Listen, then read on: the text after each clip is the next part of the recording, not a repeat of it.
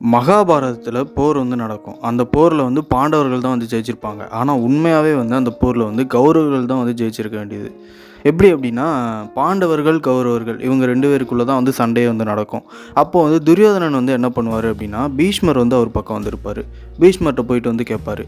இந்த மாரி பாண்டவர்கள் உங்களுக்கு ரொம்பவே நெருக்கமானவங்க. அதனால நீங்க உங்க ஃபுல் பவரையும் யூஸ் பண்ணி நீங்க சண்டை போட மாட்டேங்கிறீங்க அப்படின்னு சொல்லிட்டு சொல்லியிருப்பாரு. இத பீஷ்மர் என்ன பண்ணுவாரு, "நீ என் மேல இந்த மாரி ஒரு குற்றச்சாட்ட நீ வச்சிருக்கவே கூடாது. நான் உங்களுக்காக தான் ஃபுல்லா சண்டை போட்டுட்ருக்கேன். 5 அம்பு வச்சிருக்கேன். அந்த 5 அம்புலயும் 5 பேரையும் நான் கொல்லுவேன்.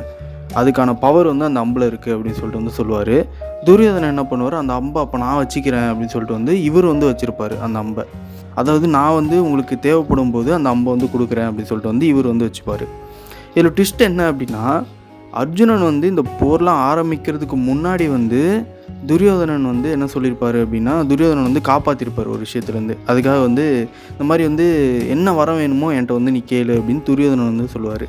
அர்ஜுனன் "எனக்கு இப்போலாம் வரம் எதுவும் தேவைப்படல. தேவைப்படும்போது நான் கேட்குறேன்" அப்படின்னு சொல்லிட்டு சொல்லியிருப்பாரு.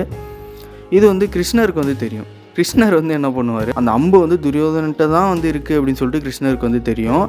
அதனால அர்ஜுனன்ட்ட என்ன சொல்லுவாரு, "நீ ஒரு வரம் கேட்காம இருந்திருந்தல்ல, அது கேட்க வேண்டிய நேரம் வந்துருச்சு. நீ போயிட்டு அர்ஜுனன்ட்ட போயிட்டு அந்த 5 அம்ப வாங்கிட்டு வந்துரு" அப்படின்னு சொல்லிட்டு சொல்லிருவாரு.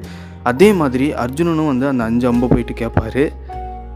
அவரும் குடுத்துருவாரு. ஏன்னா அப்போ அந்த சத்தியம் அந்த மாதிரிலாம் பண்ணியிருந்தாங்க அப்படின்னா, அது கண்டிப்பா நிறைவேற்றியே ஆகணும் அப்படிங்கிற ஒரு கட்டாயம். அப்படிங்கிறதுனால துரியோதனன் அவர் அந்த 5 அம்ப குடுத்துருவாரு. அந்த 5 அம்பு மட்டும் குடுக்கலன்னு வச்சுக்கோங்களேன், கௌரவர்கள் தான் ஜெயிச்சிருப்பாங்க. இத பத்தி நீங்க என்ன நினைக்கிறீங்க அப்படின்னு கமெண்ட் பண்ணுங்க. ஸோ தேங்க் யூ ஃபார் வாட்சிங் ஃபேமிலி. பை.